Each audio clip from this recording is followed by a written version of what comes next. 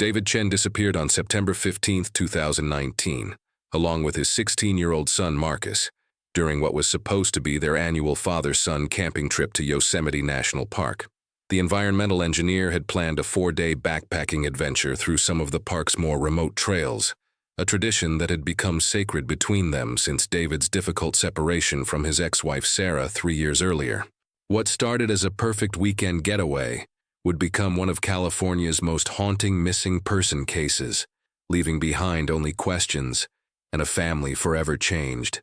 The morning sun filtered through the blinds of David's modest apartment in San Rafael, casting long shadows across the hardwood floors that Marcus had helped him install the previous summer. David had been awake since 5:30, his internal clock programmed by years of early morning conference calls with East Coast clients and his methodical approach to everything in life. He moved quietly through his morning routine, careful not to wake Marcus, who was sprawled across the pull-out couch in the living room, still clutching his camera from the previous evening's photography session at Crissy Field. Their relationship had evolved into something deeper and more meaningful since the custody arrangement was finalized. Every other weekend, Marcus would make the 40-minute drive from his mother's house in Mill Valley to spend time with his father, and these Yosemite trips had become the highlight of both their years. David cherished these moments away from the complications of shared custody, work deadlines, and the lingering awkwardness that sometimes surfaced during family gatherings where both parents were present. Marcus stirred as the coffee machine gurgled to life, his dark hair falling across his eyes in a way that reminded David so much of himself at that age. The teenager had inherited his father's analytical mind, but possessed an artistic sensibility that David secretly envied. Where David saw geological formations and engineering marvels in the natural world, Marcus saw light and shadow, composition and story. His Canon camera, a 16th birthday gift from his father, had become an extension of himself over the past year.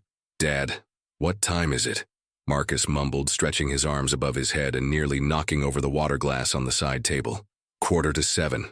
We need to hit the road by 8 if we want to get to the trailhead before the afternoon crowds," David replied, already laying out their gear on the kitchen table with military precision.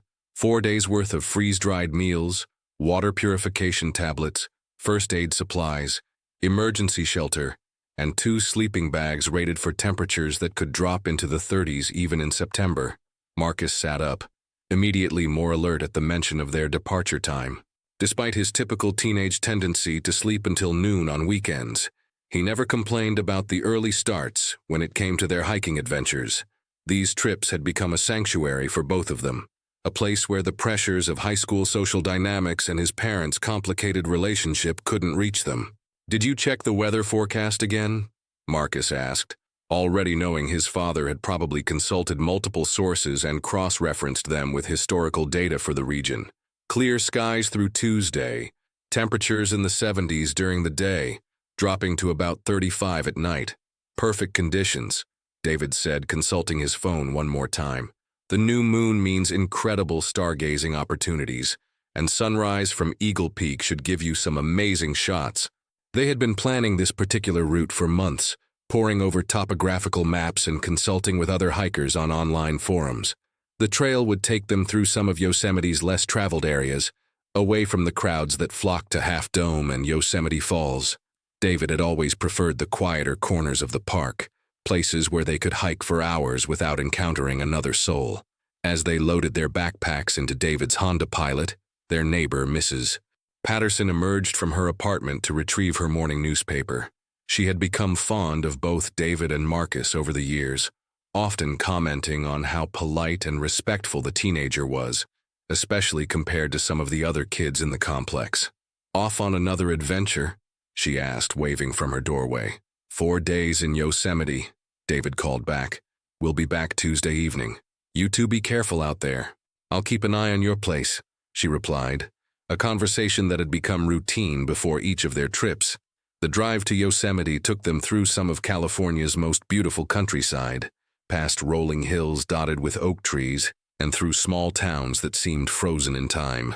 Marcus documented their journey with his camera, capturing the changing landscape as they left the Bay Area behind and entered the Sierra Nevada foothills. David had learned to build extra time into their travel schedule, to accommodate his son's frequent requests to stop for photographs. They talked about everything and nothing during the drive. Marcus shared updates about his photography class at school, where his teacher had been encouraging him to consider submitting his work to local exhibitions. David listened with genuine interest, proud of his son's developing artistic vision, but careful not to push too hard or make suggestions that might come across as controlling. "Mom thinks I should focus more on my academic subjects," Marcus mentioned casually, adjusting his camera settings as they passed through a particularly scenic stretch of highway. "What do you think?" David asked, keeping his tone neutral. He had learned to navigate these conversations carefully, never wanting to contradict Sarah's guidance, but also hoping to support Marcus in pursuing his passions. "I think there's room for both. Besides, some of the best nature photographers have scientific backgrounds. Understanding geology and ecology makes the images more meaningful," Marcus replied, unknowingly echoing conversations he'd had with his father over previous trips. They stopped for lunch in Oakdale, a small town that served as their traditional halfway point. The diner they chose had become another part of their ritual, with the same waitress who remembered their order from previous trips and always asked about their hiking plans. These small connections with people along their route had become part of what made their adventures special, creating a sense of community that extended beyond their immediate family. David's phone rang as they were finishing their meal. Sarah's name appeared on the screen, and he answered with a slight hesitation that Marcus didn't miss. "Hi, Sarah. No, we're making good time. Should be at the park by 3. Yes, I have the emergency contact information. Marcus has his phone, and we'll check in when we get back to cell range on Tuesday." I know. We'll be careful." The conversation was brief but highlighted the underlying tension that still existed between his parents. Marcus had grown accustomed to these check-ins, understanding that his mother's concerns came from love, even if they sometimes felt excessive. "She worries," David said simply after ending the call. "I know. It's okay," Marcus replied, and David felt a surge of pride at his son's maturity and understanding. They reached Yosemite's entrance just after 3 in the afternoon, joining a modest line of vehicles entering the park. September was an ideal time to visit, with the summer crowds beginning to thin but weather conditions still favorable for backcountry camping. The ranger at the gate recognized David from previous visits and chatted briefly about trail conditions and recent wildlife activity in the area they planned to explore. Their first stop was the Wilderness Permit Office, where David had reserved backcountry camping permits months in advance. The ranger who processed their permits was thorough in his questioning about their experience level, planned route, and emergency preparations. David appreciated the attention to safety, even though he sometimes felt the questions were repetitive given his years of hiking experience. "Weather looks perfect for your trip," the ranger noted, stamping their permits and providing updated information about trail conditions. "Water levels are good, no recent washouts, and we haven't had any significant wildlife incidents in that area recently. Just remember to follow proper food storage protocols and stay on designated trails." They drove to their planned trailhead, a less popular starting point that would take them deeper into the wilderness with fewer encounters with day hikers and casual visitors. David had scouted this route extensively, using satellite imagery and trail reports from other experienced hikers, confident that it would provide the solitude and natural beauty they both craved. As they shouldered their packs and adjusted their gear one final time, Marcus took several photographs of their starting point, including a selfie of both of them with the trailhead marker visible in the background. These images would later become crucial pieces of evidence in the investigation that followed their disappearance. The afternoon light was perfect as they set out on what would be their final hike together, their boots finding familiar rhythm on the well-worn trail that led deeper into Yosemite's wilderness. David felt the stress of work and everyday life beginning to melt away with each step, while Marcus marveled at the changing light filtering through the canopy above them. They hiked in comfortable silence for long stretches, both lost in their own thoughts and appreciation for the natural beauty surrounding them. Occasionally, Marcus would stop to photograph a particularly interesting rock formation or the way sunlight played across a stream, and David would wait patiently, using these moments to study his map and ensure they were making good progress toward their planned campsite. The trail began to climb steadily as they moved away from the more traveled paths, winding through stands of pine and oak that gradually gave way to the granite formations that made Yosemite famous. David pointed out geological features along the way, sharing knowledge he had accumulated over years of studying the region's natural history. By late afternoon, they reached their planned camping spot, a small clearing near a seasonal stream that would provide fresh water for cooking and cleaning. David had camped in this exact location twice before, drawn by its combination of natural beauty and practical amenities. The site offered protection from wind while maintaining views of the surrounding peaks that would be spectacular at sunrise. They established camp with practiced efficiency, each knowing their role in the familiar routine. Marcus gathered firewood while David set up their tent and organized their food supplies according to park regulations. As evening approached, they prepared a simple meal and settled in to watch the sunset behind the granite cliffs that towered above their campsite. "Thanks for bringing me here again, Dad," Marcus said as they sat by their small campfire, his camera resting in his lap as he prepared to photograph the emerging stars. "Thanks for wanting to come," David replied, feeling a profound sense of contentment that would haunt the memories of everyone who knew him in the months and years that followed. Sarah Chen's hands trembled as she dialed David's number for the 6th time that Tuesday evening, September 19, 2019. Each call went straight to voicemail, and with every unanswered ring, the knot in her stomach grew tighter. David and Marcus were supposed to be home by now, and despite their complicated relationship, David had never missed a scheduled return without calling first. His reliability, sometimes frustrating during their marriage, had become a source of comfort in their co-parenting arrangement. She stood in her Mill Valley kitchen, staring out at the darkening sky and fighting the urge to immediately drive to David's apartment. Marcus had school the next morning, and she had a presentation at the marketing firm where she worked as a senior account manager. Everything in her logical mind told her there was a reasonable explanation for their delay, but her maternal instincts were screaming that something was wrong. At 8:15, she called David's neighbor, Mrs. Patterson, hoping to learn that they had returned, but perhaps lost track of time unpacking, or that David's phone had simply run out of battery. Mrs.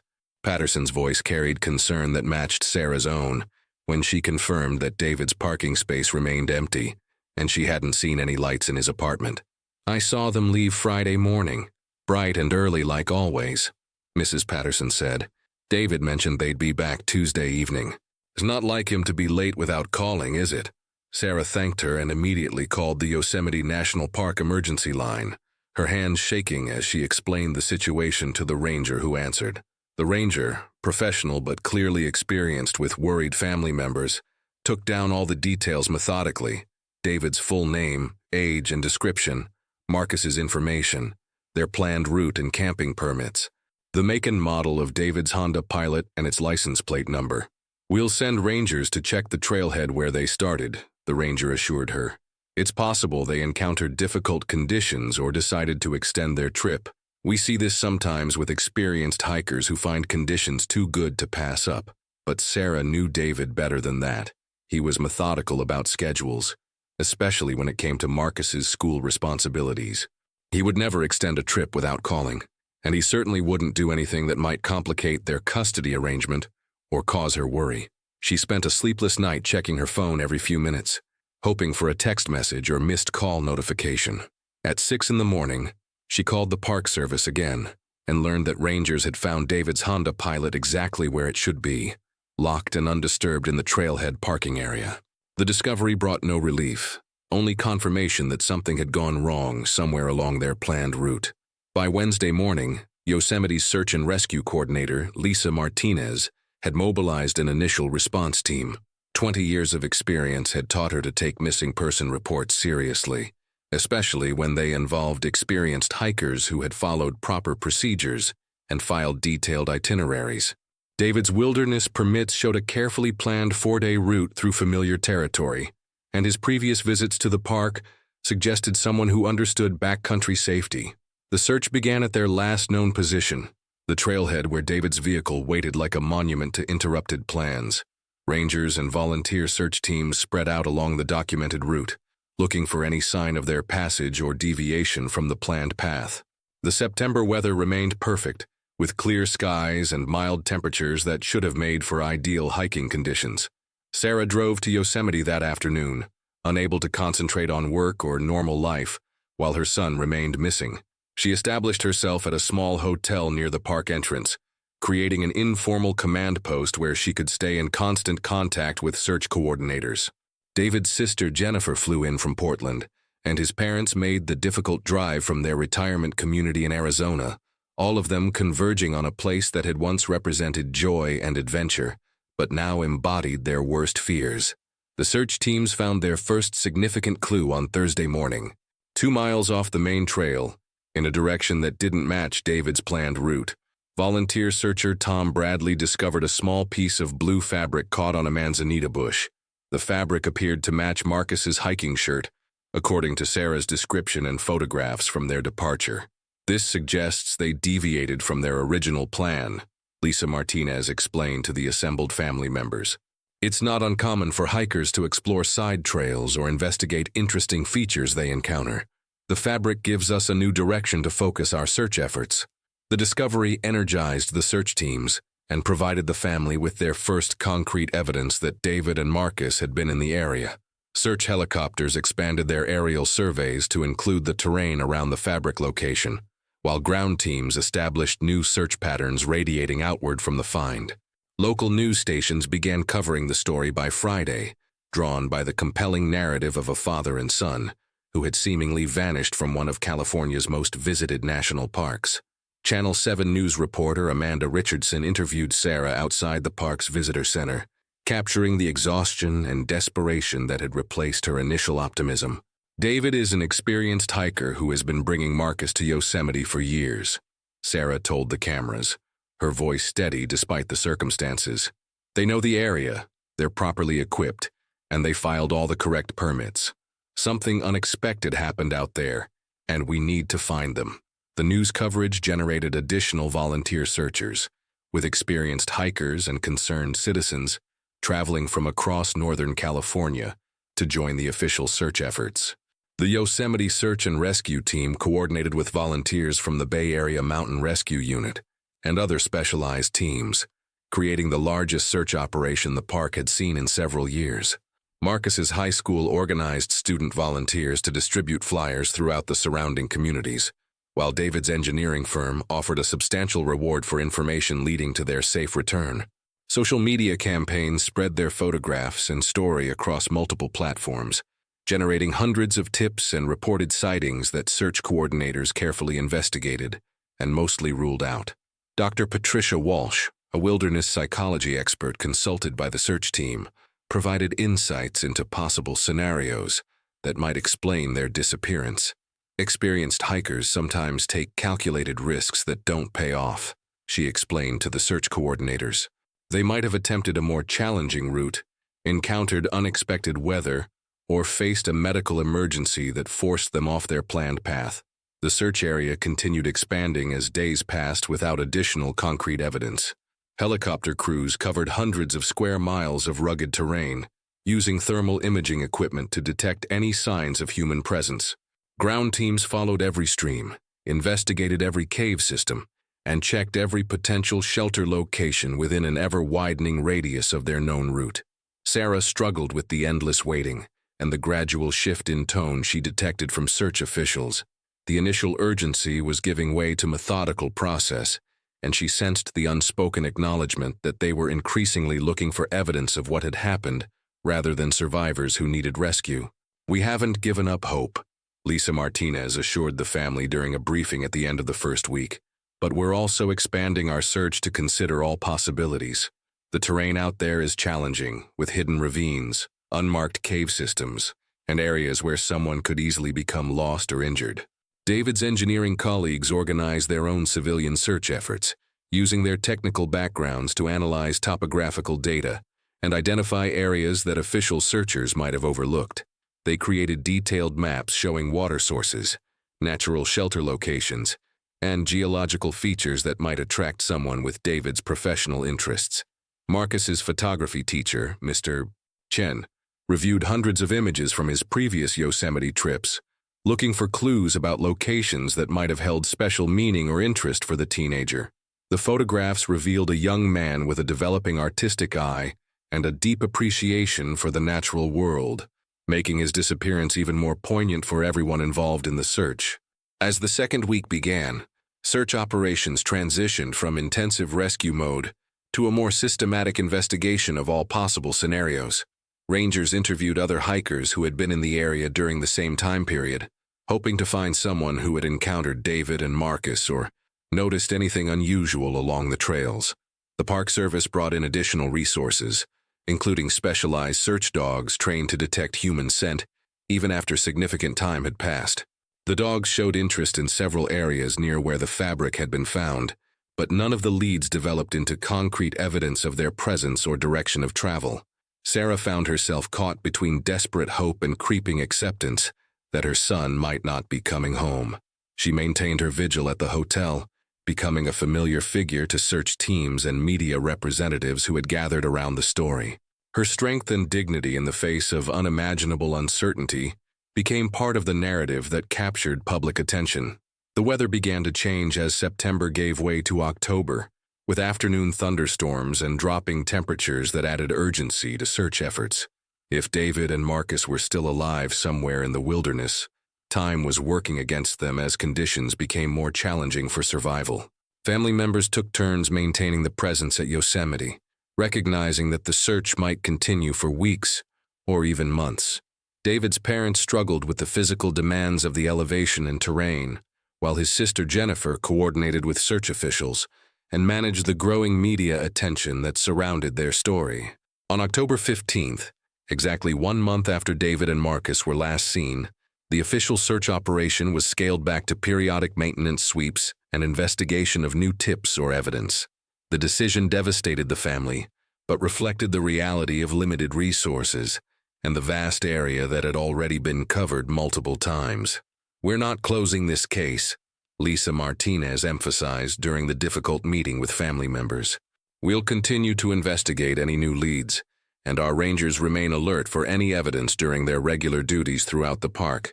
But we've covered the most likely areas extensively, and we need to be realistic about the chances of finding them in the immediate future." The scaled-back search marked the end of hope for a rescue and the beginning of a longer, more painful process of seeking answers and closure that might never come. 5 years after David and Marcus Chen vanished into Yosemite's wilderness, Park Ranger Elena Rodriguez crouched at the entrance of what appeared to be just another granite cave formation, her headlamp cutting through the September morning shadows that seemed to mirror that fateful day in 2019. The 35-year-old ranger had transferred to Yosemite from Yellowstone 18 months earlier, drawn by the park's diverse ecosystem and challenging backcountry terrain. But she had quickly become familiar with the Chen case through conversations with veteran rangers and the family's persistent annual visits to the park. Elena had spent the morning conducting a routine inspection of cave systems in the park's more remote areas, part of an ongoing geological survey that documented natural formations for both scientific research and visitor safety purposes. Most of these inspections were straightforward, involving basic measurements and photographic documentation of accessible cave entrances. But this particular formation, located nearly 4 miles from the nearest established trail, had caught her attention because recent winter storms appeared to have shifted some of the boulder formations that partially concealed its entrance. What had initially appeared to be a shallow depression in the granite face revealed itself to be something much more significant once Elena squeezed through the narrow opening. Her headlamp illuminated a chamber that extended far deeper into the mountain than the external appearance suggested, with passages branching off in multiple directions and evidence of water flow that had carved smooth channels through the stone over countless years. Elena had always possessed an insatiable curiosity about the natural world, a trait that had driven her to pursue a degree in geology before transitioning into Park Service work. Her colleagues sometimes teased her about her tendency to thoroughly investigate every unusual formation or anomaly she encountered during her patrols, but this methodical approach had led to several important discoveries during her career, including the identification of previously unknown Native American petroglyphs in Yellowstone. As she moved deeper into the cave system, her trained eye noticed subtle signs that distinguished this location from typical geological formations. The floor showed patterns of wear that suggested regular passage, and several areas contained what appeared to be soot residue on the cave walls, indicating previous human presence that could date back decades or even centuries. 20 feet into the main chamber, Elena's headlamp reflected off something that made her stop immediately. Partially concealed beneath a pile of loose rock and debris, she could make out what appeared to be manufactured materials that definitely didn't belong in an undisturbed cave system.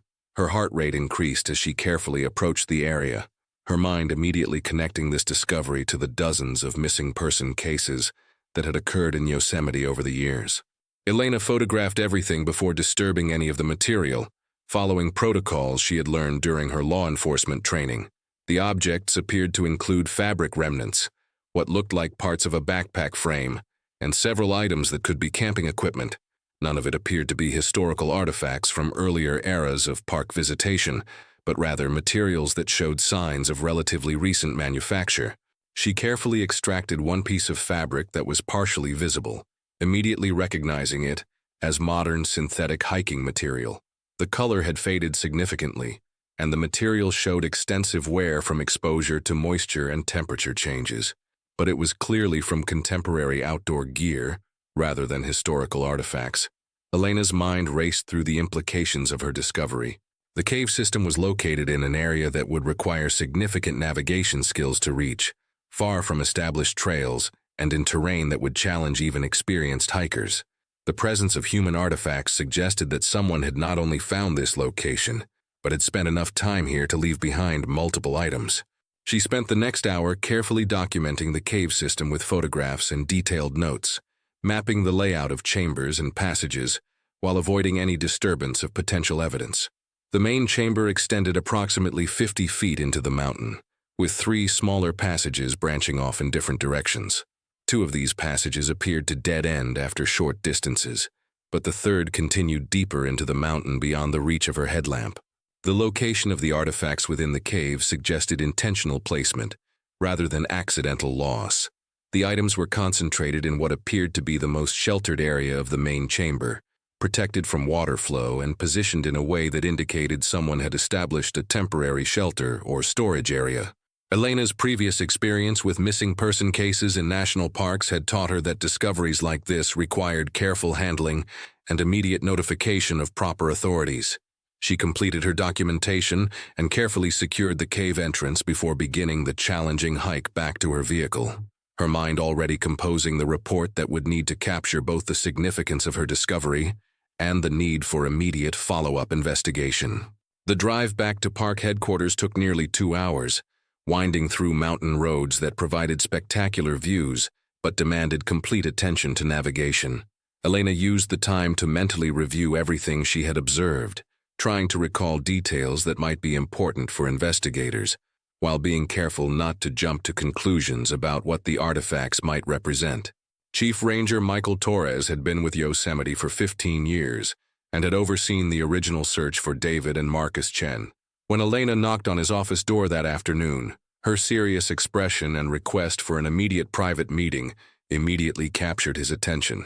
Torres had learned to recognize when his rangers had encountered something significant, and Elena's demeanor suggested this was not a routine report. "I need to show you something that might be connected to one of our cold cases," Elena began, spreading her photographs across Torres's desk. "I found a cave system in the backcountry that contains what appears to be modern camping equipment and personal items." Torres studied the photographs carefully, his expression growing more serious as he recognized the potential implications. The Chen case remained one of his most frustrating unsolved disappearances, and any new evidence demanded immediate attention, regardless of how remote the possibility of connection might be. "Where exactly did you find this?" Torres asked, pulling up topographical maps of the area on his computer screen. Elena indicated the location, and Torres immediately noticed its proximity to the general area where the fabric evidence had been found 5 years earlier. The cave system was located in terrain that would be extremely challenging to navigate, especially for someone carrying camping equipment or dealing with an emergency situation. "We need to get a proper investigation team out there immediately," Torres decided. "This could be completely unrelated to the Chen case, but we can't take any chances. I'll contact the county sheriff's department and see if we can get some of their evidence specialists involved." The next morning brought a carefully planned expedition to Elena's discovery site, involving Park Service investigators, County Sheriff's Department evidence specialists, and a photographer who documented every aspect of the cave system before any materials were disturbed. Elena served as guide for the team, retracing her route from the previous day and providing detailed explanations of her discovery process. Detective Sarah Okoye from the Mariposa County Sheriff's Department had extensive experience with evidence recovery in wilderness settings. She immediately recognized the significance of Elena's careful documentation and the professional manner in which the site had been preserved. The initial photographs and notes would be crucial for any subsequent legal proceedings if the artifacts proved to be connected to criminal activity or missing person cases. The evidence recovery process took most of the day, with each item carefully photographed, measured, and cataloged before removal from the cave. The artifacts included fragments of what appeared to be a high-quality backpack, several pieces of camping equipment including part of a water filtration system, and clothing remnants that showed signs of extended exposure to cave conditions. One discovery that immediately caught Detective Okoye's attention was a partially damaged electronic device that appeared to be a digital camera. The device showed significant environmental damage, but the possibility that it might contain recoverable data made it potentially the most valuable piece of evidence in the entire collection. Elena found herself deeply involved in the investigation process, her geological knowledge proving valuable for understanding how the artifacts might have ended up in their specific locations within the cave system. The patterns of water flow and debris deposition suggested that some items might have been moved from their original positions by seasonal flooding or other environmental factors. As the evidence was transported back to the laboratory facilities for detailed analysis, Elena couldn't shake the feeling that her discovery represented only the beginning of a much larger mystery. The cave system extended far deeper into the mountain than they had been able to explore in a single day, and the possibility of additional evidence remained strong. The news of Elena's discovery spread quickly through the tight-knit community of Park Service employees, many of whom remembered the intensive search efforts for David and Marcus Chen. The possibility that new evidence might finally provide answers to their disappearance generated both excitement and anxiety among staff members who had been personally involved in the original search operations. Sarah Chen received the phone call from Chief Ranger Torres on a Thursday afternoon while she was in a client meeting at her marketing firm in Mill Valley. The carefully neutral tone in Torres's voice immediately transported her back to those terrible weeks 5 years earlier, when every phone call could potentially bring news about her missing son. "We've discovered some artifacts in a remote cave system that might be connected to David and Marcus," Torres explained carefully. "We're having everything analyzed by specialists, and we should have more information in the coming days. I wanted you to know immediately, but I also want to caution that we don't yet know if there's any connection to their case." The conversation lasted only a few minutes, but it shattered the carefully constructed equilibrium that Sarah had built around her grief and uncertainty. 5 years of therapy, support groups, and gradual acceptance of ambiguous loss suddenly felt fragile in the face of renewed hope and fear about what investigators might discover. Elena spent the following days researching everything she could find about the Chen case, reading through search reports, interviewing rangers who had participated in the original operations, and studying maps that showed the relationship between the cave system and David and Marcus's planned route. The more she learned about the case, the more convinced she became that her discovery might hold crucial answers. The laboratory analysis of the recovered artifacts began immediately, with specialists examining everything from fabric composition to equipment manufacturing details that might help establish timelines and ownership. The damaged camera represented the most promising lead, requiring specialized techniques to potentially recover data from its memory storage systems. Elena's discovery had reopened one of Yosemite's most haunting mysteries, but it also raised new questions about what had really happened during those 4 days in September 2019. The cave system represented a piece of the puzzle that no one had known existed, hidden in plain sight among the granite formations that had kept their secrets for 5 long years. 3 weeks after Elena Rodriguez's discovery in the cave system, digital forensics specialist Dr. Amanda Chen worked late into the evening at the Mariposa County Sheriff's Department laboratory, carefully extracting data from Marcus's severely damaged Canon camera. The teenager's camera had survived 5 years in the cave environment, protected by its metal housing and the relatively stable temperature and humidity conditions underground. Dr. Chen, no relation to the missing family despite sharing their surname, had spent her career recovering digital evidence from devices that others had written off as hopeless. The first images that appeared on her computer screen took her breath away. Marcus had documented their final day with the same artistic eye that had characterized all his previous photography, capturing the morning light filtering through pine trees and his father's familiar silhouette against granite formations. The timestamps showed September 18, 2019, indicating that Marcus had continued photographing even as their situation became increasingly desperate. The images told a story that search teams could never have uncovered through traditional methods. Marcus had documented their deviation from the planned route, apparently following what appeared to be an interesting geological formation that had caught David's attention. The photographs showed increasingly challenging terrain as they moved away from established trails, pursuing what David's engineering background had identified as potentially significant mineral formations in the granite. A series of images captured their discovery of the cave system, with David examining the entrance, while Marcus photographed the unusual rock formations that concealed the opening. The photographs revealed David's excitement about the geological significance of the location, his professional curiosity overriding his usual cautious approach to wilderness travel. The final photographs were difficult to view. Marcus had documented David's fall into a hidden crevice within the cave system, a geological trap created by water erosion that wasn't visible from above. The images showed David conscious but clearly injured, trapped in a narrow space approximately 15 feet below the main cave floor, with Marcus desperately attempting to help his father while dealing with his own panic and the reality of their isolation. Elena Rodriguez stood beside Dr. Chen as the images appeared on screen, her geological training helping her understand the cave formations visible in Marcus's photographs. The crevice that had trapped David was a textbook example of the hidden dangers that existed throughout Yosemite's granite formations, created by thousands of years of water flow carving spaces invisible from the surface. Marcus managed to get some supplies down to his father, Dr. Chen observed, pointing to images that showed a makeshift rope system created from their climbing gear. These photographs show he was trying everything he could think of to create a rescue system. The final images on the camera's memory card revealed the heartbreaking reality of their final days. Marcus had documented his father's declining condition, the teenager's desperate attempts to signal for help from the cave entrance, and his own growing weakness as their supplies dwindled, and David's injuries prevented any possibility of self-rescue.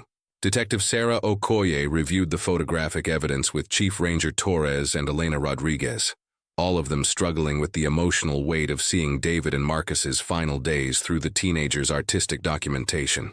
The images answered the fundamental question of what had happened to them, while raising painful new questions about how close they might have come to rescue if the cave system had been discovered earlier. Marcus was incredibly resourceful, Torres observed, studying images that showed the teenager's attempts to create signal markers visible from aircraft near the cave entrance. But their location was so far off any search grid that these signals would never have been spotted during our helicopter operations. The investigation teams returned to the cave system, now guided by Marcus's photographs, revealed additional evidence that had been missed during the initial recovery operation. Elena led a technical rescue team deeper into the cave system, following the route documented in the photographs to locate the crevice where David had fallen. The recovery operation required specialized equipment and expertise from Yosemite's technical rescue team. 15 feet below the main cave floor, they found David Chen's remains in the exact location shown in his son's final photographs. Near David's body, they discovered a journal he had maintained during their final days, written in increasingly shaky handwriting as his condition deteriorated. David's journal entries revealed a father's desperate love and his final efforts to prepare his son for survival alone. The entries documented his instructions to Marcus about conservation of supplies, his attempts to direct the teenager toward the best possibilities for rescue, and his growing acceptance that he would not survive his injuries. The final journal entry, dated September 22, 2019, contained David's last message to his family and his pride in Marcus's courage and resourcefulness in their impossible situation. David had used his engineering knowledge to help Marcus understand the cave system's layout and identify the safest areas for shelter while waiting for rescue that never came. Marcus's remains were found in the main chamber, where Elena had first discovered the evidence, positioned near the cave entrance where he had maintained hope for rescue until the end. The teenager had organized their remaining supplies carefully and had continued using his camera until the batteries finally failed, documenting his father's final days and his own attempts to survive alone in the wilderness. The journal and photographic evidence revealed that Marcus had survived approximately 10 days after his father's passing, using the survival skills David had taught him over years of hiking together. The teenager had maintained detailed notes about his attempts to signal for help and his careful rationing of their remaining food and water supplies. Sarah Chen received the news of the discovery during a carefully planned meeting at park headquarters, with grief counselors present to help her process the devastating confirmation of her worst fears. After 5 years of uncertainty and ambiguous hope, she finally had answers about her son's fate, but the detailed documentation of their final days made their loss even more heartbreaking. They never gave up, Chief Ranger Torres told Sarah during the difficult conversation. David's journal and Marcus's photographs show that they fought to survive and to get back to you until the very end. They were incredibly brave, and Marcus showed remarkable maturity and skill in trying to save his father and himself. The recovery operation took 3 days to complete, with both David and Marcus's remains being carefully extracted from the cave system and transported to the county coroner for official identification and examination. The technical challenges of the recovery highlighted how impossible it would have been for either of them to escape the situation without outside help. Elena Rodriguez found herself profoundly affected by the case resolution, spending hours studying the cave system and trying to understand how such a tragedy could have occurred to 2 experienced hikers.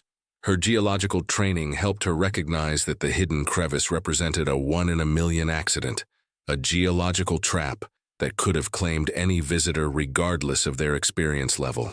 The case resolution brought closure to one of Yosemite's most persistent mysteries, but also highlighted ongoing challenges in wilderness safety and search operations.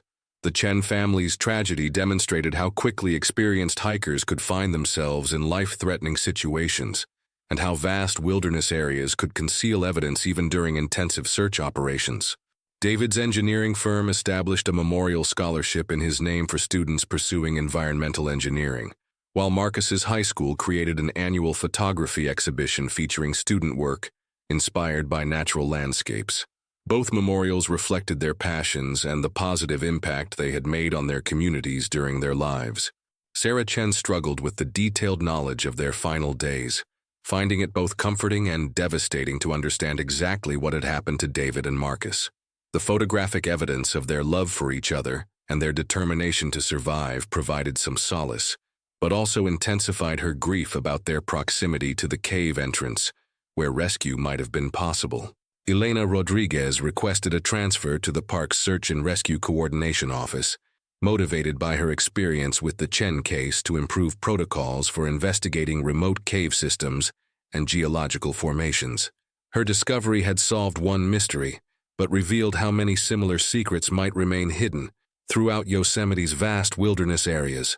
The cave system where David and Marcus spent their final days became a restricted area, marked for scientific study but closed to general visitation out of respect for the family and recognition of its inherent dangers. Elena worked with geological specialists to map similar formations throughout the park, hoping to prevent future tragedies while preserving the wilderness character that made Yosemite special. 6 months after the discovery, Sarah Chen returned to Yosemite for a private memorial service at the cave site, accompanied by family members and the Park Service personnel who had worked so hard to find answers. The ceremony provided a sense of closure while acknowledging that David and Marcus had become part of the mountain they loved, their final resting place reflecting their deep connection to the natural world that had shaped so many of their happiest memories together.